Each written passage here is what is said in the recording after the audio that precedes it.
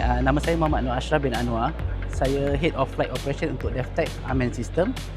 Dan untuk DSA pada tahun ni, kita memperkenalkan aircraft VTOL terbaru kita, which is XC-L1.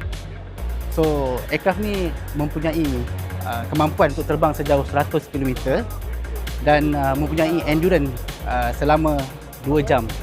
Aircraft ni full operated by battery operated. Dan apa yang menarik berkenaan aircraft ni, kami telah mendapatkan semua certification untuk penerbangan di Malaysia, which is aircraft ni sudah melalui CIRIM certification, and then kita dah dapatkan certification daripada FCMC mengikut Apparatus Assignment, frekuensi spektrum yang dibenarkan untuk UAV long range di Malaysia. Kegunaan utama aircraft VTOL ni kita gunakan untuk penerbangan, untuk buat surveillance, kita boleh buat mapping.